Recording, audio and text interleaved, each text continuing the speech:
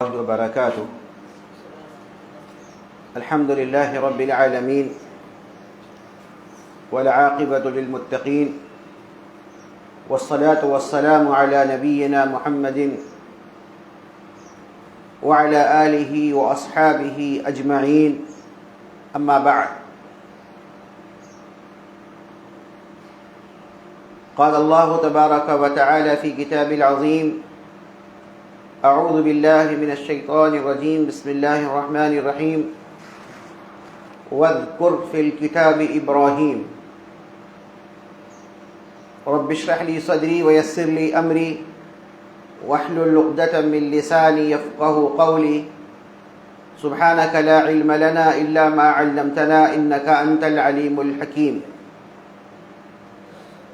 محترم حضرات اور خواتین، اللہ رب العالمین کی توفیق اور اس کی مرضی سے الفرقان اسٹڈی سینٹر میں ہفتہ واری درس کے اس موقع پر میں آپ حضرات کے سامنے ایک بہت ہی اہم ترین عنوان سیرت ابراہیم علیہ السلام کی ابتدا کرنے جا رہا ہوں. انشاءاللہ تعالی یہ سلسلہ وار چلے گا. آپ حضرات اور خواتین سے گزارش ہے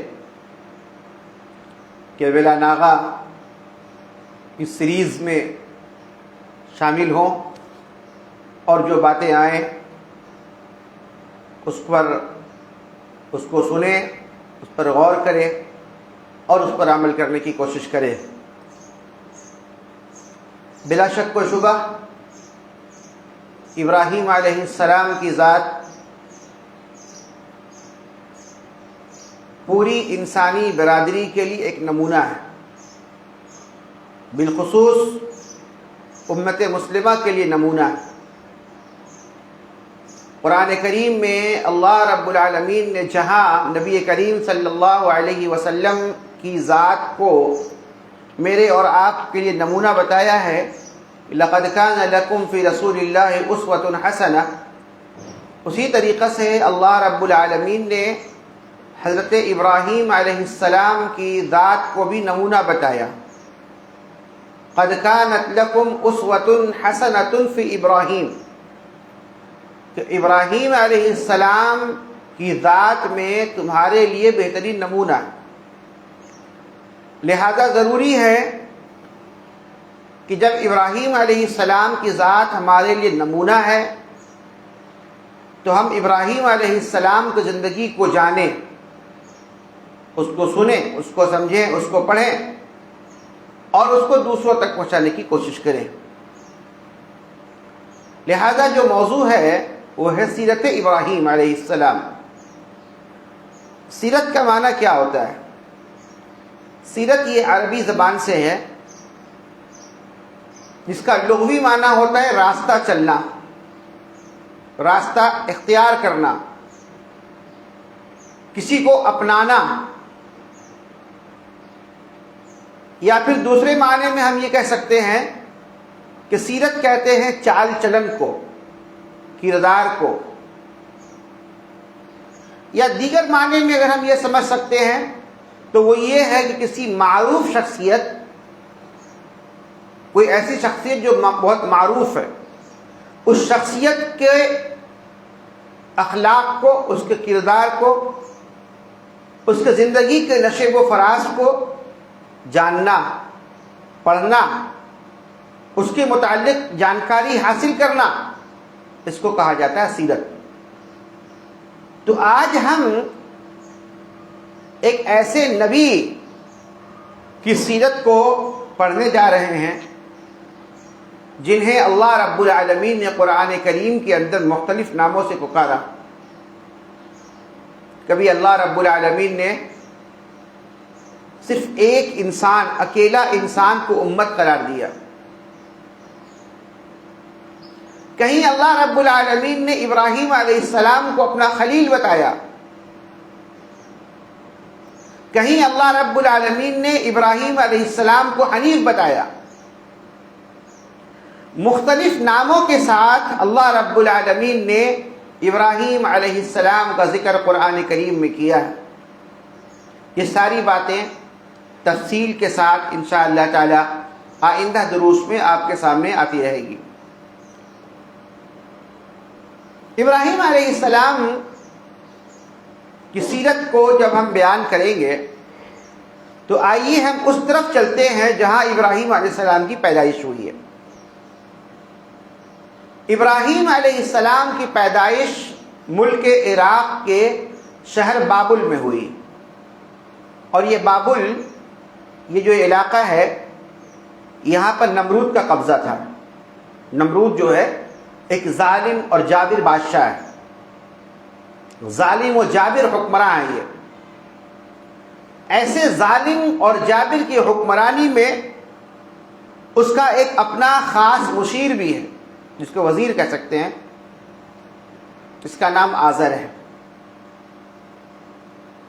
یہ آزر جو ہے، جو نمرود کی بادشاہت میں ہے، مشیر ہے، وہاں کا وزیر ہے،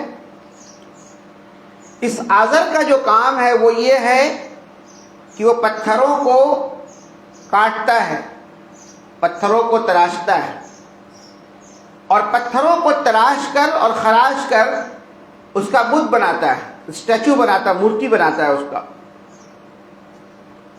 پھر اس بت کو وہ فروخت کرتا ہے، اس بت کو وہ فروخت بھی کرتا ہے، اور یہی بت کا بنانا اور بت فروشی یہ اس آزر کا ذریعہ معاش ہے، سورس آف انکم جسے ہم کہتے ہیں، ذریعہ معاش، کھانے پینے کا ذریعہ۔ ہر انسان کا اپنا ذریعہ معاش ہوتا ہے، کوئی کاروبار کرتا ہے، کوئی محنت مزدوری کرتا ہے، کوئی اسکول میں پڑھا رہا ہے، نوکری کر رہا ہے، ہر انسان کا اپنا ایک ذریعہ معاش ہوتا ہے۔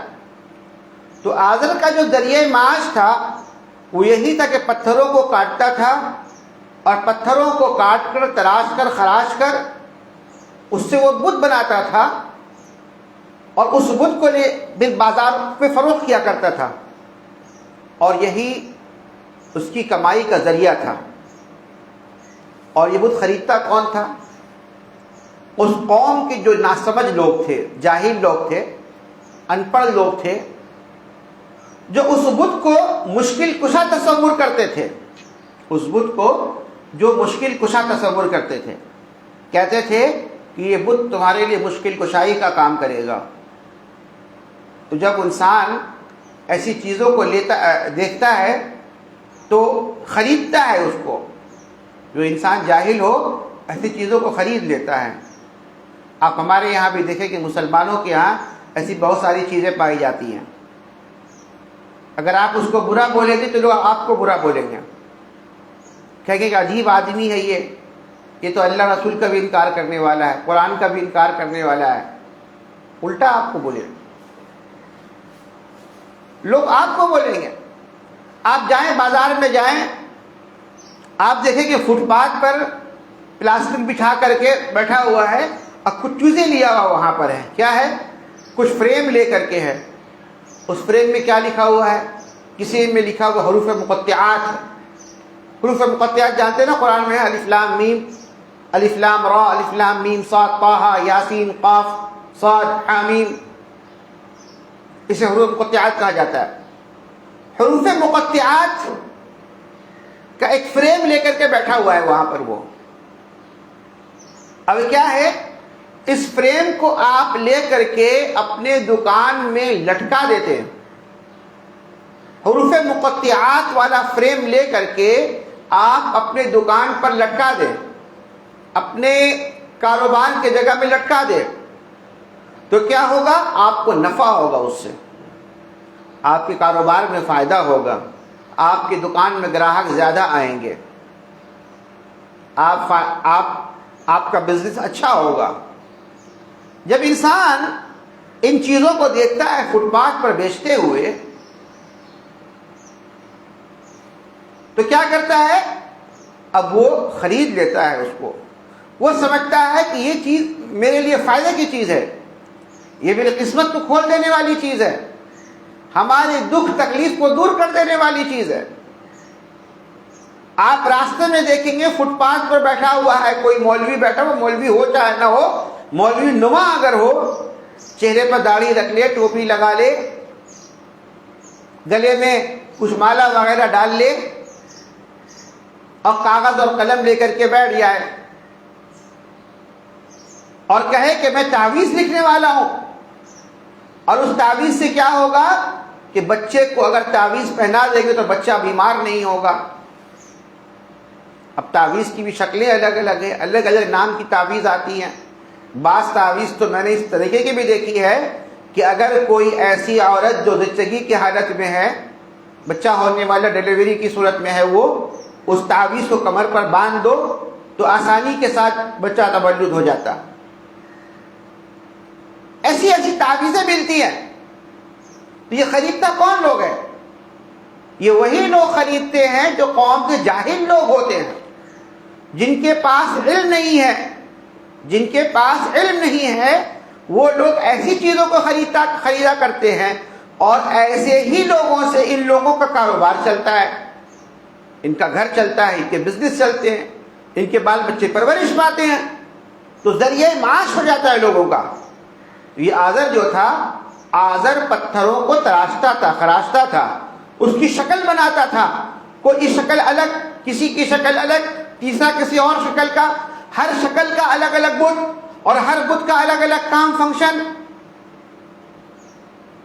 کوئی اولاد دینے والا ہے، کوئی رزق دینے والا ہے، کوئی بیماری دور کرنے والا ہے، ہر بت کا الگ الگ فنکشن ہوتا ہے، الگ الگ شکلوں کے الگ الگ بت بنائے جاتے ہیں۔ تو آزر کا یہی کام تھا کہ وہ پتھروں کو کاٹ کر بت بنایا کرتا تھا، اور قوم کے ناسمجھ حضرات جو تھے اس کو چند ٹکوں کے عوض اپنی مشکل کشائی کے لیے خرید لیتے تھے۔ اللہ رب العالمین کی حکمت دیکھیے کہ اللہ رب العالمین نے ایک بت بنانے والے کے گھر میں، بتوں کو بنانے والے کے گھر میں اللہ رب العالمین نے ایک بت شکن کو پیدا کر دیا۔ کون؟ ابراہیم علیہ السلام کو اللہ رب العالمین نے آزر کے گھر میں پیدا کیا۔ پہلی بات یاد رکھیں گے کہ ابراہیم علیہ السلام کے باپ کا نام آزر ہے۔ دوسری بات یاد رکھیں گے کہ ابراہیم علیہ السلام کہاں پیدا ہوئے؟ کہاں پیدا ہوئے؟ بابل میں پیدا ہوئے ہیں۔ اس چیز کو یاد رکھیے گا۔ ابراہیم علیہ السلام اپنی پیدائش کے بعد بچپن کی منازل کو طے کر رہے ہیں، طے کر کر کے آگے بڑھ رہے ہیں، اور اس ایسے موقع پر ابراہیم علیہ السلام نے اپنے آس پاس کے ماحول کا بہت اچھی طریقے سے مشاہدہ کیا، غور کیا۔ آپ آس پاس کا جو ماحول ہے نا، خود اپنے گھر کا ماحول، گھر کے باہر کے لوگوں کا ماحول، جس علاقے میں رہ رہے وہاں کا ماحول، اس ماحول پر گہری نظر رکھی، دیکھا انہوں نے، غور کیا، فکر کیا کہ میرا باپ کا کام کیا ہے۔ میرے باپ کا کام یہ ہے کہ پتھروں کو لاتا ہے، توڑتا ہے، تراش خراش کرتا ہے، اور اس کو ایک بت کی شکل دیتا ہے، اور پھر اس کو معبود سمجھتا ہے۔ اس کو یہ باپ کی حالت ہے۔ قوم میں جو لوگ رہتے ہیں ان کی حالت بھی کچھ غیر الگ ہے۔ وہ یہ ہے کہ وہ تو ان مورتیوں کی عبادت کرتی ہے، ان پتھروں کی تو پرستش کرتی ہے۔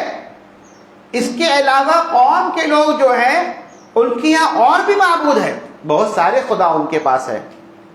کوئی سورج کو دیکھ رہا ہے، کوئی چاند کو دیکھ رہا ہے، کوئی ستارے کو خدا سمجھ رہا ہے، کوئی اٹھتا ہوا سورج کی عبادت کر رہا ہے۔ ہر کوئی الگ الگ خدا بنائے ہوا ہے۔ ابراہیم علیہ السلام نے مشاہدہ کیا، زمین اور آسمان کو دیکھا۔ قرآن کریم میں اللہ رب العالمین نے نقشہ کھینچا ہے۔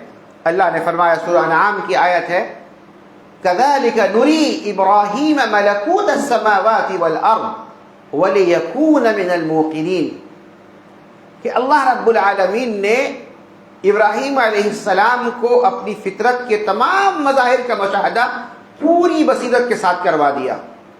زمین کو بھی دکھایا، آسمان کو بھی دکھایا اللہ نے، اور آپ کا یقین بالکل کامل ہو گیا۔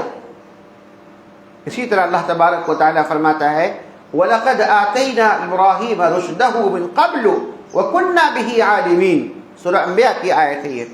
اللہ رب العالمین نے فرمایا کہ چنانچہ وَلَقَدْ آتَيْنَا إِبْرَاهِيمَ رُشْدَهُ، کہ اللہ کی وحدانیت پہلے سے ہی ابراہیم علیہ السلام کے دل و جان میں سمو دی گئی تھی۔ اللہ رب العالمین نے ابراہیم علیہ السلام کو اپنی وحدانیت کا علم عطا کر دیا تھا۔ یہ ابراہیم علیہ السلام کے بارے میں اللہ قرآن میں فرماتا، لہذا ابراہیم علیہ السلام کو جب اللہ رب العالمین نے ان کے دلوں میں ان چیزوں کی وضاحت کر دی، تو ابراہیم علیہ السلام قوم کے ان خرافاتی اعمال کو اور بت پرستی کو جو وہ دیکھتے تھے، ایسے مذہب سے آپ نفرت کرنے لگے، آپ کو نفرت ہو گئی۔ اور ابراہیم علیہ السلام قوم کی حالت پر دل ہی دل میں افسوس بھی کرتے ہیں کہ قوم کی کیا حالت ہو گئی ہے، خود میرے باپ کی کیا حالت ہے، عجیب میرے باپ کی حالت ہے۔ اپنی آنکھوں سے دیکھتے ہیں نا، پتھر کو لا کر کاٹ کر بت بنانا، اس کی عبادت کرنا، بے چین ہے، پریشان ہے، فکر مند ہے۔ اور اللہ رب العالمین کی توحید جس کو وہ جان چکے ہیں، جس کو اللہ نے بتا دیا ابراہیم علیہ السلام کو، اس توحید کے اعلان کے لیے آپ پریشان بھی ہیں، فکر مند بھی ہیں کہ کسی طریقے سے اللہ رب العالمین کی توحید لوگوں کے سامنے بیان کی جا سکے۔ یہ بے قراری بھی دل کے اندر ہے، یہ بے چینی بھی دل کے اندر ہے۔ اسی بے قراری اور بے چینی کی صورت میں اللہ رب العالمین نے ابراہیم علیہ السلام کو نبوت کے عہدے پر فائز کر دیا، اللہ رب العالمین نبی بنا دیا۔ چنانچہ اللہ رب العالمین نے فرمایا سورہ بقرہ میں، وَلَقَدِ اصْطَفَيْنَاهُ فِي الدُّنْيَا، کہ ہم نے اسے دنیا میں منتخب فرما لیا۔ ابراہیم علیہ السلام کو اللہ نے منتخب کر لیا۔ کس کے لیے منتخب کر لیا؟ لوگوں کو توحید کی دعوت دینے کے لیے اور خود توحید پر عمل کرنے کے لیے۔ چنانچہ جب اللہ رب العالمین نے خود ابراہیم علیہ السلام کو حکم دیا کہ تم ان معبودوں سے جن کی عبادت تمہارے باپ کرتے ہیں، تمہارے گھر کے لوگ کرتے ہیں، تمہارے رشتہ دار کرتے ہیں، تمہارے کنبے قبیلے والے کرتے ہیں، تمہارے گاؤں اور محلے والے کرتے ہیں، ان تمام چیزوں سے کٹا کر اپنے آپ کو اللہ رب العالمین کے حوالے کر دو۔ تو انہوں نے کہا کہ ہم نے اپنے آپ کو اللہ کے حوالے کر دیا۔ اللہ نے فرمایا قرآن کریم کے اندر، اذ قال له ربه اسلم، جب ہم نے کہا ابراہیم